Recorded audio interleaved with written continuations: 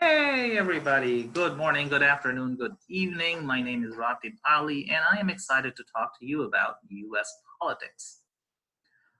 I'm going to try and make this video as factual as possible so that it has the most impact, general impact. There are a lot of facts, so I'm probably going to editorialize the content to fit the Bangladeshi audience, and sometimes that means I will switch to Bangla. I will try to make this video as factual as possible. If there are any discrepancies or if you disagree with any fact, if I get it incorrect, please do correct me at whatever platform this video is being shared at. If I do express my opinion every once in a while, and you disagree with those opinions, fine, you can let me know you disagree and we can have a civil discussion as well. Okay, so I'm going to this video is going to be mostly just my face on the screen. So if you have other things you're doing on other tabs, feel free to go around. In the off chance I choose to share my screen, I will let you know so that you can come back to the screen. The way I'm thinking is I'm going to talk first about this difference between the federal and the state government, then the executive and the legislature. Then I'm going to talk about some cultural aspects at how Americans interact with their governments. Hopefully that's going to cover most things. So let's start with this notion of the federal versus the state government. In Bangladesh, সকল ক্ষমতার উৎস জনগণ. All power resides ultimately with the people, and the central government derives its power from the people. This is not true in the US. In the US, the federal government's sole powers come from the states. That's because of the way this country was formed. This country is more like the European Union than, say, India or Canada or Australia. European Union in the sense that it's a bunch of loosely affiliated states that have joined together to form a union, as opposed to a central government, say in India or Australia or Canada, that devolve power to their provinces or their states. Why is this distinction important? This distinction is important because in the US, all power resides with the states except those powers given to the federal government, like the military, like foreign policy, like managing the monetary policy or the federal fiscal policy, the Federal Reserve Bank printing of the money, and so on. Beyond that, the federal government doesn't have a whole lot of power. Classic example of that is the smoking age and smoking policy. I live in Massachusetts, where the smoking age is 21, the minimum age to smoke is 21, and you are allowed to purchase cigarettes and marijuana, but e-cigs like Juuls are restricted to only menthol flavors, and hookah and shisha are allowed. I'm currently at my wife's place in Texas, and in Texas the smoking age is 18 with no restrictions on e-cigs. Marijuana is totally illegal in Texas. Hawaii, for instance, has a smoking age of, I think they were debating making their smoking age to 99. Yeah, you heard that right, 99. How do we have different smoking ages in different states? Because smoking age, like most domestic policy, is under the jurisdiction of the state government or the state legislature as opposed to the federal government. Another classic example would be election laws. All election laws are essentially determined at a state-by-state basis.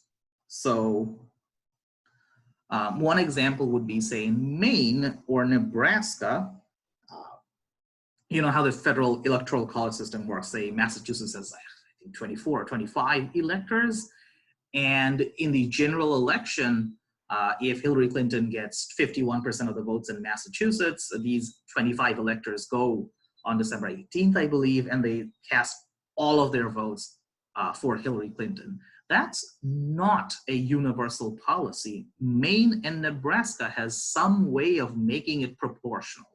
So, for example, in Maine, I believe has 2 congressional districts.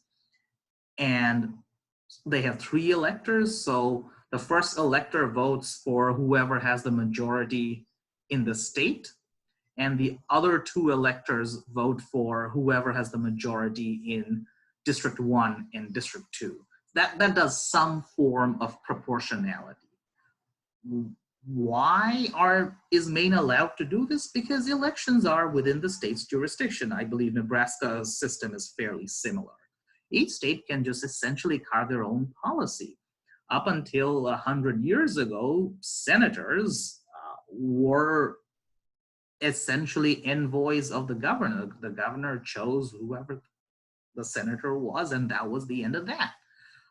Now there are laws surrounding elections of senators, but if there is a vacancy of a senator, like when Hillary Clinton, Senator of New York, became Secretary of State, that vacancy could be filled by the governor according to the state law. Different states will have different state laws.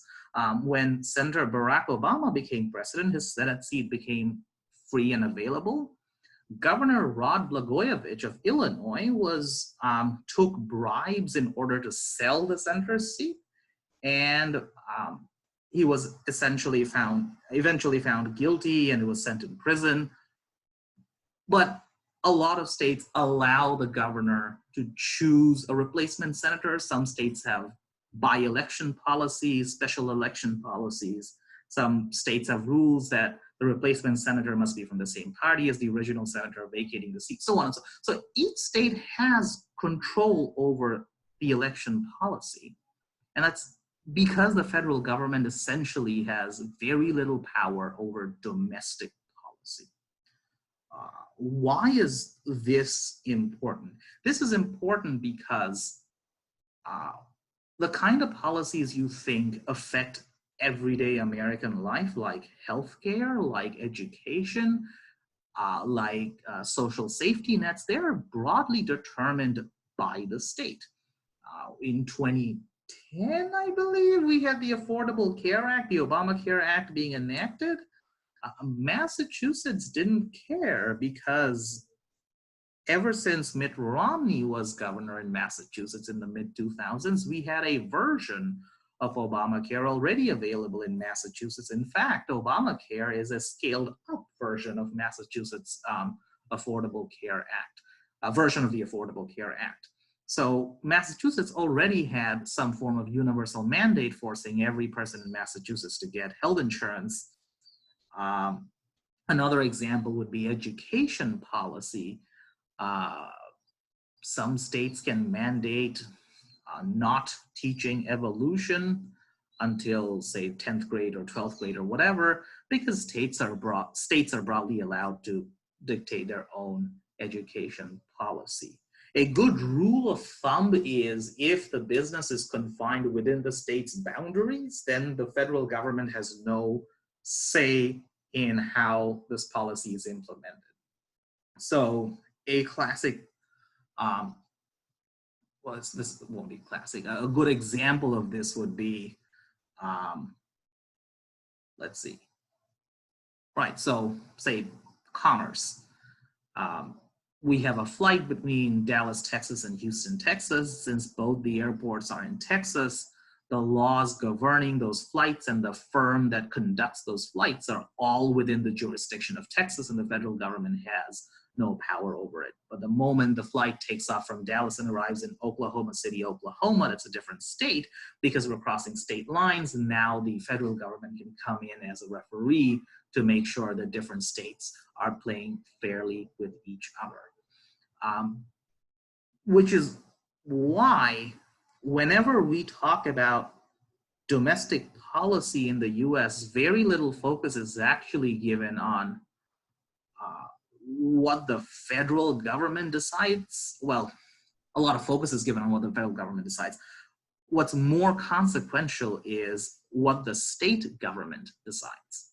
So we have the federal government and the state government, and it's not like the federal government is above the state government. There are some policies that are under this federal government's jurisdiction and a lot of other policies that are under the state government's jurisdiction. So if, let's say, you wanted to outlaw abortion in Kansas, you could certainly lobby the federal government to outlaw abortion, but it would be prohibitively expensive and almost impossible because that would require a federal policy, would be a lot of media attention. You'd have to negotiate with people from California and Massachusetts who wouldn't be open to this kind of policy. Instead, you can just ask your local state legislature to do it. Your state government does it, abortion's outlawed in Kansas. In Texas, for instance, I believe there are 2 or some single-digit number of abortion clinics available in the entire state. And that means if you want an abortion, you have to drive upward of 5, 6, 7 hours to go get it. That's Texas law, and the federal government, well, the Supreme Court can do something about it, but their powers are still controversial. It's safe to say that this is entirely within the Texas government's jurisdiction. So how does the state government, or in fact, how does the government work in the US? So we have something called the executive and something called the legislature. In parliamentary style governments like the UK, like Canada, like Australia, like India, or like Bangladesh, the executive is chosen by the legislature. The legislature is one who legislates the parliament or the Congress, and the executive is one who executes the laws that are implemented by the legislature. So in Bangladesh, you have a parliament, and the legislature chooses an executive from among themselves. So the prime minister is a member of parliament, the ministers and the state ministers are all members of the parliament. This is not true in the US at all. The executive, the legislature, and the judiciary in the US are called co-equal branches. What that means is they are of equal importance and equal power. The legislature, for instance, is elected directly by the people, and the executive office is also elected directly by the people. There's no one body choosing what the other body is. So let me explain how the US elections work. So in the US, you have 437 or 38 House of Representative members, and these House of Representative members are distributed proportionally. Approximately every one person has, every 300,000 people have one House of Representative member. So if you're a state of, say, 600,000 people, you'll probably have 2 House of Representative members. That's basically the population of Uttora. 600,000 is what Trilog. So you have these House of Representatives. So if you're living in Boston, Massachusetts, you have one House of Representative member for yourself. There are probably about 20 or 25 from your state overall. You also have, so this is the lower house the lower house of Congress. The upper house of the bicameral body or 2-house body is the Senate. Well, the House is elected every 2 years, so they're very responsive to the needs of the electorate, and they have to spend a considerable amount of time in those 2 years to just pick up their phones and raise funds. That's why the US is always in an election year, always in an election mood, because these House of Representative members get elected every 2 years. Oftentimes they're elected unopposed because it's very hard to unseat a sitting incumbent. On the upper house, the US Senate, these senators are elected every 6 years, which means they're slightly insulated from the electorate, and they get to spend a considerable amount of their time actually debating policy based on their principles, which is why you will have noted the late Senator John McCain. I believe Ben Sasse was also kind of a renegade. The current Senator Mitt Romney, not big fans of the Republican base, and they can afford to alienate their electorates somewhat because they're not running for election next year. Now, that's kind of why the Senate elections are held every 6 years, to give the senators the cushion to actually be more responsible and to think about things a lot more critically than a House that is always under election cycle. Senators are elected statewide, and each state gets 2 senators regardless of the size of their state. So you get 2 senators. So if I were a voting citizen in Massachusetts, I'd get to vote for 1 House of Representative member. There are 25 of them in Massachusetts, and I'd be able to vote for 2 senators because the senators are elected statewide. And the 2 houses work together to enact new laws. Because of the way the US is organized and incorporated, most states, not most people, most states are Republican heavy. What that means is, although most people live on the coasts like California and New York, most states are in fact Republican or Republican majority. What does that mean for the House and the Senate? It means that the House will swing between Republican and Democrat because it's a 50-50, because the population is split 50-50, and because the elections happen every 2 years. The US Senate, however, elections happen every 6 years, and elections keep happening every 2 years. So 2020, 33 senators get elected. 2022, another 33 senators get elected. 2024, another 34 senators get elected. 2026, the first batch goes up for re-election. So because of this slow rotating cycle, it's very hard for you to switch the balance of power in the US Senate. Number one. Number two, because most states in the US are Republican heavy, the Senate is going to remain Republican heavy for a considerable amount of time. Now here we start getting at this debate between states and populations. So let's say Vermont, which is a liberal utopia, roughly 600,000 people. I think they get 1 House member, but they also have 2 senators. The way and California with 40 million people, 20 million, 30 million, whatever, million people gets 50 or 60 electors in proportion to their population. 50 or 60 House of Representative members in proportion to their population, but 2 senators. This is a way to balance the rights of individual states. This is to ensure that California and New York don't bulldoze the rights of Kansas and Wisconsin. The worry, because each state incorporates into the union, let's say we're going west from the East Coast being New York, New York, the Carolinas, Washington, D.C., Florida, Massachusetts, that eastern seaboard. As we start going west, we're constantly admitting new states into the union. So let's say we go to a state as small as Nebraska in terms of population. Nebraska sees if they become part of the US, they're an insignificant minority in the grand scheme of things. They will get bulldozed by New York and Virginia and all those big states.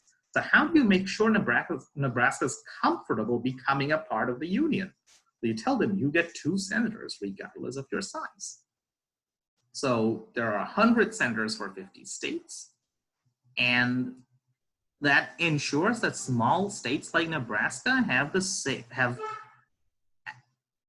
are not completely bulldozed by big states like California, Texas, or New York. The flip side to this is it gives small states like Vermont or Rhode Island or Delaware an outsized influence in US politics, because number one, their 2 senators represent a very small proportion of population, but also the electors that go into the electoral college, the way those electors are given are the sum total of your House of Representative members plus the sum total of your senators. The sum total of your House of Representative members are proportional to your population, plus the 2 senators regardless. So Vermont, with 500,000 people, gets 1 House member plus 2 senators. That's 3 electors for the US federal presidential election. That's 3 electors for 500,000 people. California has 100 times the number of people as Vermont. So, well, let's do Massachusetts. That might be easier to do. Massachusetts, let's say, has 5 million people. That's 10 times the population of Vermont. So under this math, Massachusetts should have 10 times the number of House of Representative members as Vermont. That would be 10 House of Representative members, plus still the 2 senators. So that's 12 House of Representative members. If you do the math, you'll realize each elector from Vermont represents less people than the number of electors than each elector represents the people of Massachusetts. So the smaller the state, the lesser the number of people the electors represent. In other words, the big states are being underrepresented in the Senate as well as the presidential election. This is by design to make sure that we protect smaller states from otherwise being bulldozed by the big states, because this gives some balance of power. The House is controlled by the population. That's why the House is currently Democratic.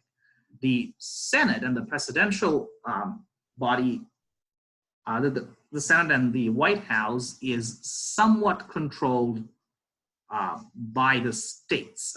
Well, how do I put it differently? For the president and the US Senate, smaller states have more of a say than the bigger states, and for the House, the bigger states have more of a say than the smaller states. This is supposed to be balancing each other. So that's the wisdom behind giving smaller states an outsized influence, because the alternative is significantly worse. A common misconception is small states are overwhelmingly Republican. It's not as true as you think it is. If you list the 10 smallest states by population, you're going to have states like Vermont and Delaware and Rhode Island. They're all, or Maine, they're all Democratic, and then you'll have small Republican states as well. So it's not that this system just ends up favoring Republicans. This system ends up favoring smaller states, and smaller states come in all shapes and sizes. So getting back to this discussion of how this legislature works. So you elect the House and you elect the Senate, and this body is different from the way you elect your president and the vice president. The president and the vice president comes on the same ticket. As a result, you're going to have tension between the executive and the legislature, and they have to work together to make sure they get their things done. Oftentimes, this would mean that the legislature is going to enact legislation that it thinks is appropriate, and the president choosing to not enforce those legislations because the president thinks it's not that important to do it. So an example would be a Republican Senate passes draconian deportation policy, and a Democratic president says, cool story, and tells the federal enforcement agencies to not enforce these policies.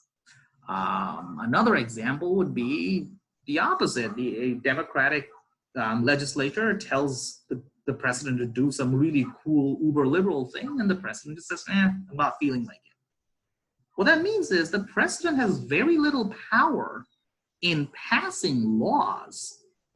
The president has to influence the legislature into passing laws that it wants to be passed. So when President Obama wanted the Affordable Care Act passed, he used his influence to convince the Democratic senators that this was the way to go. The president had absolutely no way of forcing this law to become the law of the land. He needed the cooperation and needed to coordinate with the legislature to get it done.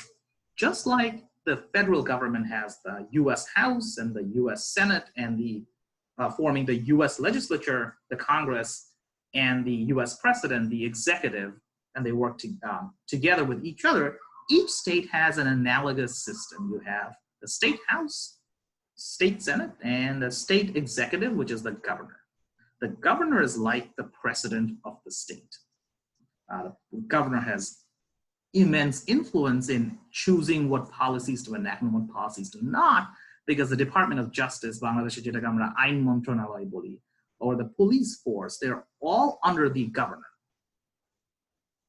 And so the governor has considerable say in what laws to implement and what laws to turn a blind eye to.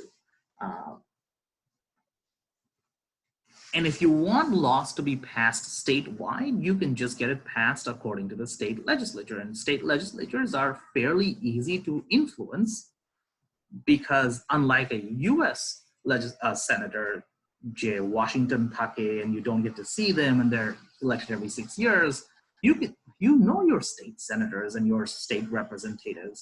তোমার পাড়ার উল্টা পাশে থাকে. It's like your chairman. You know, if you live in the para, you know them, you can influence them, you can talk to them, and they're a lot more responsive to people's needs, and they can be influenced easily. Also, if they're not listening to the will of the people, they can be voted out easily.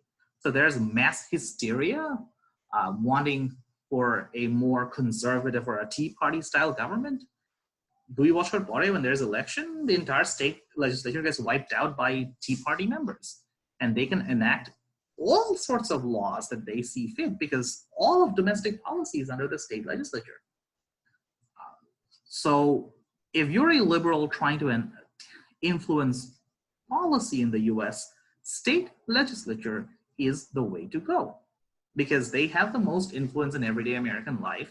তুমি unemployment benefit পাবা কিনা, তুমি food stamp পাবা কিনা, তোমার বাসার সামনে রাস্তা মেরামত হবে কিনা, তোমার স্কুলের টিচারদের বেতন দিতে পারবা কিনা are all part of the state legislature. I believe it was Kansas that ran this very interesting experiment by slashing taxes, and this was a Republican legislature and a Republican government. They said they slashed taxes, and what did Kansas? I think Kansas did that, and shit got so জিনিস এত খারাপ অবস্থা হয়েছে, ওদের পয়সা এত কমে গেছে, the Republican legislature raised the taxes eventually because ওদের টাকা নাই. I believe it was Oklahoma where ওদের টাকা এত কমে গেছে that they had to reduce schools to 4 days a week because 5 দিনের পয়সা নাই, টিচারদের বেশি বেতন দেওয়ার পয়সা নাই, ইলেকট্রিসিটি বিল দেওয়ার পয়সা নাই, and this is because they lowered the taxes. You lower the taxes, you have to pay the consequences of lower taxes and lower revenue. So education policy is up to you. Raising money is up to you. Spending money is up to you. If you want policies, state legislature is the way to go. অনেক ক্ষেত্রে, the state devolves power to cities as well. And so you have the city council, which is the city legislature. And then you have the executive of the city, which is the mayor. Which is why, again, mayors have considerable influence as well, because mayors control the police force in the entire city. So that's why you can have sanctuary cities where a city council decides, we're not going to, that we're going to not prosecute people in violation of immigration laws if they're not breaking any other law, or they're not committing crimes, and the mayor says, ঠিক আছে, আমরা এটা করব না. We're not going to arrest people who commit immigration violations. So how do you do that? How do you make sure that you don't arrest someone who has an immigration violation but is not committing a crime? You don't ask about their immigration status. That's it. How do you not ask their immigration status? The state legislature decides whether you can ask a person being arrested of their immigration status or not. And the city police force decides whether to send that information to the federal government's national database to check if this is an immigrant and if they're following immigration laws or not.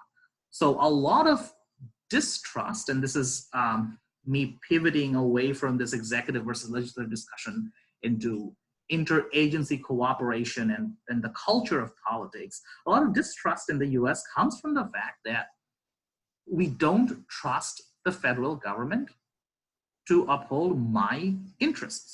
If I am the city of Boston, or if I'm the state of Massachusetts, I'm constantly worried that the federal government is going to come and do things that are contrary to my objectives and my purpose as the city of Boston or the Commonwealth of Massachusetts. So what do?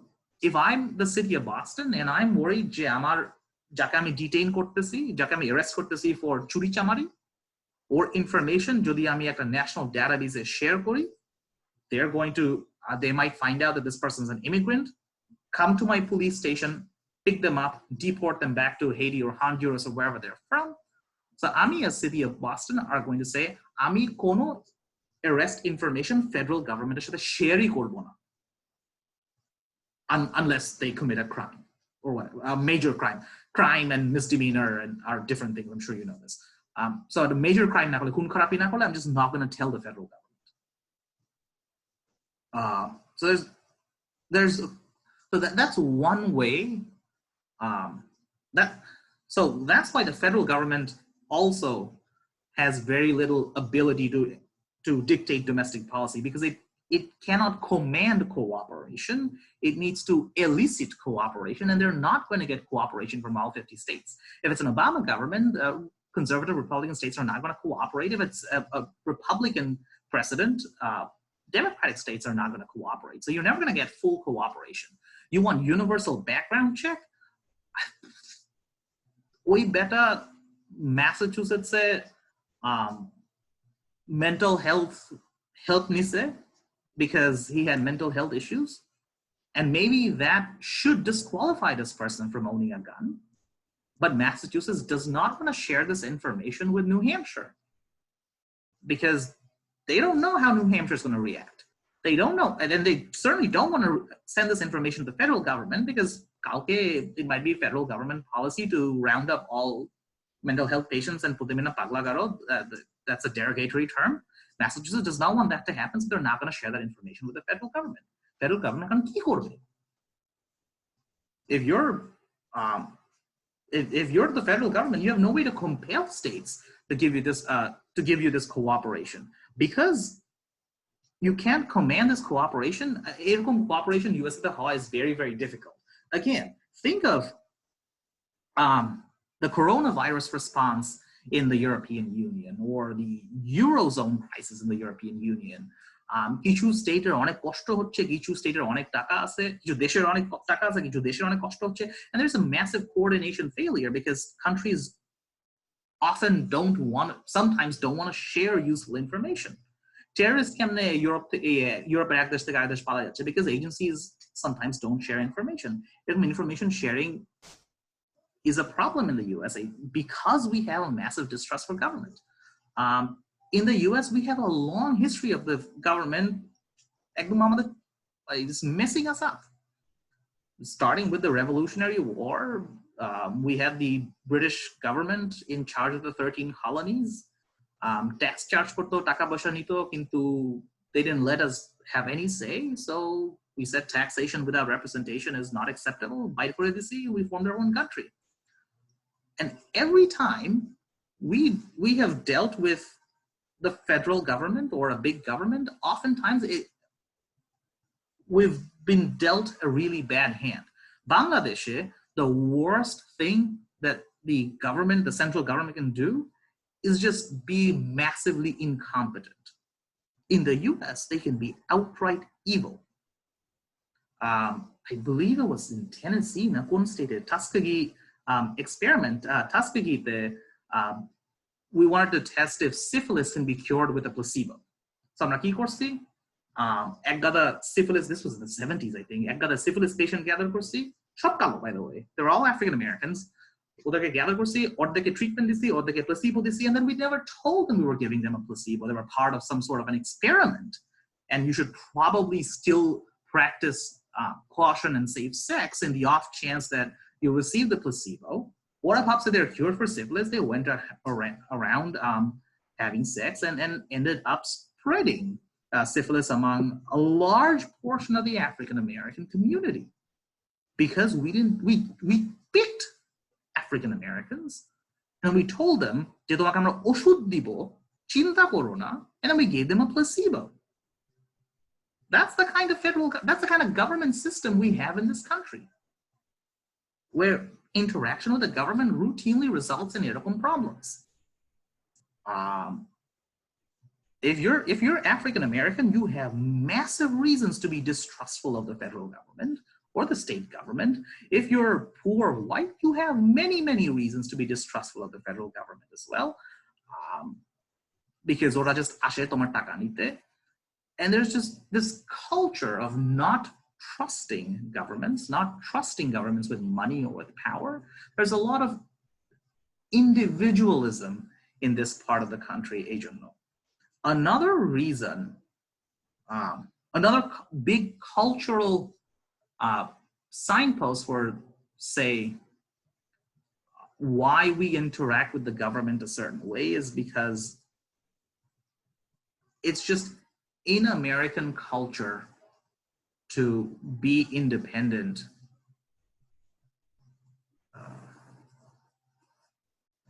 To be, second, funny thing. Okay, so it's in American culture to have a healthy level of distrust towards authority. Asian, you can't compel Americans to do certain things that you can compel Europeans to do. This system has its pros and cons, and we can have that kind of a relationship. We can have that kind of a discussion at a different forum. Another thing I want to point out is why Americans support certain policies over other policies. So one thing is Americans own a lot more guns than other countries. Americans own guns for a variety of reasons. A lot of it is cultural. A lot of it is like Wild West kind of culture. Amra frontier people. We're going to go and traverse new land. This is my land. I'm going to protect this land. Arekta jinish hocche, oftentimes guns are necessary for hunting. Hunting in the US is a thing. Bangladeshe, hunting involves নদীর পাড়ে গিয়ে মাছ ধরা. এখানে a lot of hunting is shooting squirrels for dinner. মানুষ গরিব, কি করবে, কি খাবে? বন্দুক নিয়ে বের হইলো, বাসার পিছে জঙ্গলে গেছে, যেটা পাইছে গুলি করে খাইছে. It's usually a squirrel or a raccoon or a rat or a rabbit. If you get really lucky, you get a deer and then you're set for like 6 months. That rarely happens. So that's why you need a gun. Other reasons you might need a gun is actually for protection. Tomar bashar ashepashe kichu nai. If you call 911, your nearest police station is probably 20-25 mile dure. Gari ashte 20-25 minute lagbe. How do you protect yourself if you have an intruder in your home? How would you protect yourself? Because it's going to take a good 30 minutes for the cops to show up. You stay protected. Another policy, and of course, like, and because of this frontier culture, Americans are weirdly attached to their guns. Weird to an outsider, and in a sense, I'm an outsider as well because I didn't grow up in this country, and now I live in Massachusetts. But when I travel to, say, New Hampshire or rural Texas, I can see why, like, a gun culture, why these people might want to hold on to their guns and why they might want to celebrate gun culture. And in all honesty, people who use guns for hunting or where guns are a way of life for them. They're extremely responsible with their guns. They teach their kids how to use guns responsibly at a very young age, and they do a very good job. And they do a very good and responsible job with their guns. It's mostly the, oh, I need my gun for protection kind of people that cause a lot of problems, and they're very annoying, and they're an insignificant minority in the scheme of things. And they're basically haters. Another policy that we see often in the US is a lacking of funding for public transportation, for example. Why is that? Because most of the US is a post-car society. Most of the expansion westward, so the US was first settled on the east. Well, the United States was formed by states on the East Coast, and then we moved west. And as we moved west, the car was invented before we laid out roads in most of these states. So I live in Boston. We're a pre-car society. Boston was formed 400 years ago.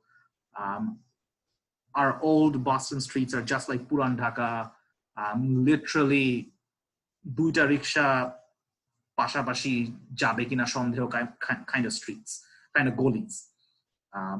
Whereas in Texas, for instance, Texas roads were built after the car was invented. So there was absolutely no reason to live shop ginji kore in a big city. So amar basha theke ekhan theke Walmart is 2.5 mile. হেঁটে গেলে that's like 2-2.5 মিনিটের রাস্তা। এ বাসা থেকে grocery store is 3-4 mile. বাসা থেকে Walmart is Best Buy is 3 mile. A lot of people live 40-50 miles away from their workplace, and because they can, because Basha is very expensive in downtown, and it's very gingy in downtown. Why bother if there's a nice big house 40 minutes away?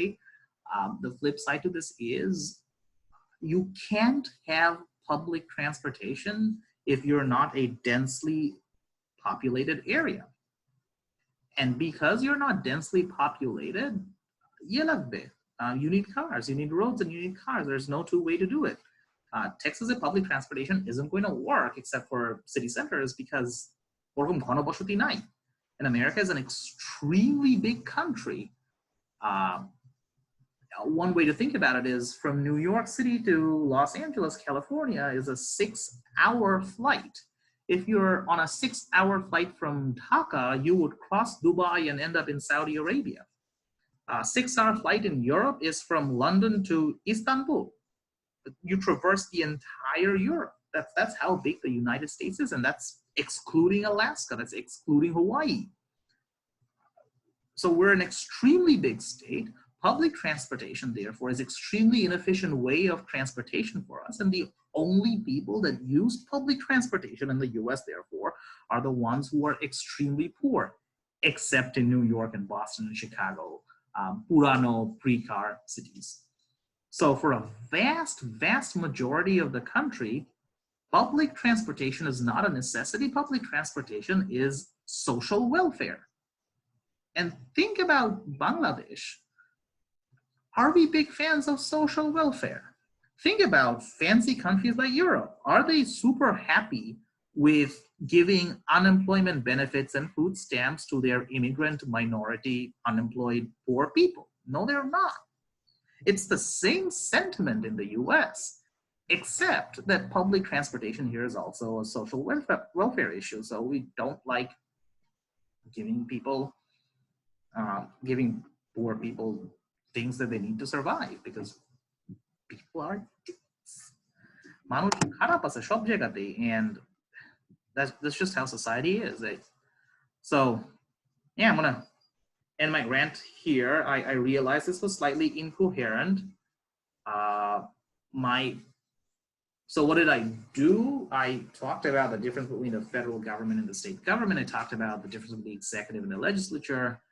And I guess I gave you all some cultural insights on how Americans think as far as policy is concerned, and where the most impact or bang for the buck is if you want policy changes. If you want me to expound on certain things, I'd be more than happy to do it. If you want me to, if you want to engage me on a specific topic, like tell me why I'm wrong, I'm more than happy to have that conversation as well. I don't know, this seemed like a long rant as opposed to an organized lecture. So I do apologize for it. If you watched through the end, I'm sorry. And thank you very much for sticking around. Hopefully this is helpful and or informative. Ratib Ali signing out.